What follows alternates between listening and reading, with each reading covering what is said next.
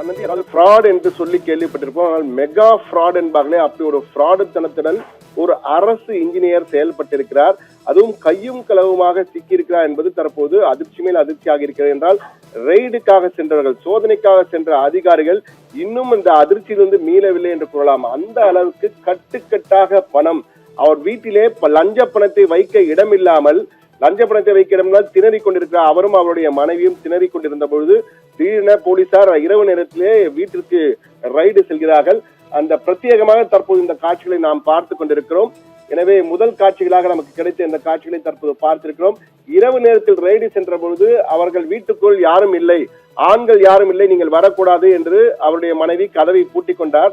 எனவே வெளியிலேயே ஆண் நபர் யாராவது வரும் வரை காத்திருப்போம் என வெளியிலேயே இரவு முழுவதும் காத்திருக்கிறார்கள் அதிகாரிகள். இரவு முழுவதும் விடிய காத்திருக்கார். வீட்டிற்குள் இந்த இருவரும் என்ன செய்திருக்கார் என்றால், பணத்தை வைக்க இடம் இல்லாமல், லஞ்ச பணத்தை மறைக்க வைக்க இடம் இல்லாமல், ஒரு 40 லட்சம் ரூபாய் கட்டுக்கட்டாக இருந்த 40 லட்சம் ரொக்கத்தை எடுத்து சென்று மேலே உள்ள வாட்டர் டேங்கிலே போட்டிருக்கிறார்கள். மீதி பணத்தை வைத்துக் கொண்டு கணவனும் மனைவியும் இரவிலே சாம்பலாக்கி எரித்திருக்கிறார்கள். பணத்தை, ரொக்க பணத்தை, கிட்டத்தட்ட 3 கோடி ரூபாய் பணத்தை எரித்து சாம்பலாக்கி கழிவுநீரில் உள்ள குழாயிலே ஊற்றி அதை கழிவுநீர் வழியாக வெளியே அனுப்ப பார்த்திருக்கிறார்கள். கழிவுநீர் குழாயை அடைத்துக் கொண்டு வெளியே செல்ல முடியாமல் தேங்கிவிட்டது. மேலும் பணம் திடீரென காலையில் வெளியே மொட்டை மாடியிலிருந்து பணம் கீழே விழுவதை பார்த்து அதிகாரிகள் அதிர்ச்சி உள்ளே கதவை உடைத்துக் கொண்டு உள்ளே சென்றிருக்கிறார்கள். உள்ளே பார்த்தால் 20 லட்சம் ரூபாய் ரொக்க பணத்தை வைத்துக் கொண்டு ஒவ்வொரு பணமாக கிழித்துக் கொண்டு கணவனும் மனைவியும் உட்கார்ந்து இருக்கிறார்கள். இதை பார்த்தவுடன் அதிகாரிகள் அதிர்ச்சி அடைந்து வீடு முழுவதும் சோதனையிட்ட போது ஒவ்வொரு இடத்திலும் கட்டுக்கட்டாக பணம் இருந்திருக்கிறது. அது மட்டுமல்ல, 100 கோடி ரூபாய்க்கும் அதிகமான ஆவணங்கள், நிலப்பத்திர ஆவணங்கள் இருந்திருக்கின்றன. 12 லாக்கர்கள், அதிலே பல லட்சம் ரூபாய் மதிப்புடைய நகைகள் ஒவ்வொரு லாக்கிலும் இருப்பதையும் கண்டுபிடித்திருக்கிறார்கள். பணமும் எங்க இருக்கிறது தெரியாமல் எந்த இடத்தை எடுத்தாலும் கட்டுக்கட்டாக ரொக்கமாக பணம் வந்திருக்கிறது. என்ன செய்வது என்று தெரியாமல் அதிகாரிகள் ஆச்சரியம் மட்டுமல்ல அதிர்ச்சியில் ஆழ்ந்திருக்கிறார்கள். அதுவும் இவர் பெரிய பதவியில் உள்ள அதிகாரி அல்ல.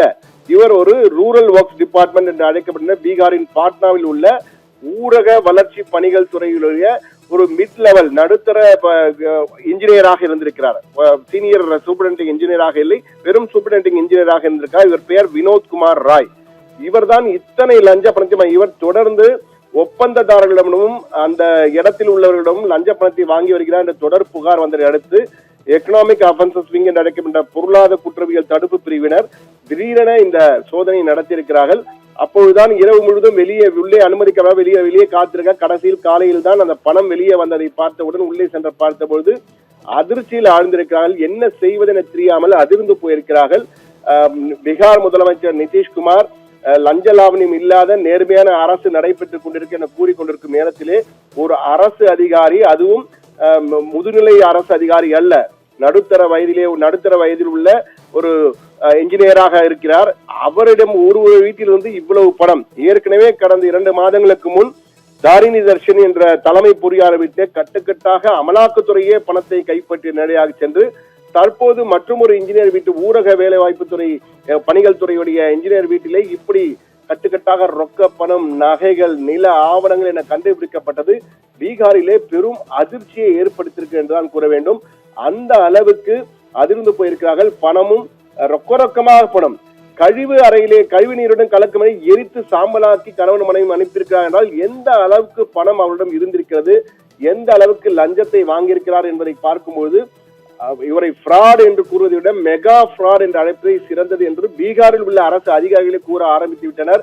தற்போது இது இவர் பீகாருடைய ஆளுங்கட்சி வட்டாரத்துக்கு நெருக்கமான அதிகாரி என்றும் தற்போது தகவல்கள் அங்கு உள்ள ஊடகங்களில் பரவி வருவதால் தற்போது இவர் மீது கடும் நடவடிக்கை எடுக்க வேண்டும் என்று அரசு தரப்பில் இருந்தும் மட்டுமல்ல அரசு அதிகாரிகள் தரப்பிலிருந்தும் கோரிக்கைகள் வைக்கப்பட்டு வருகின்றன.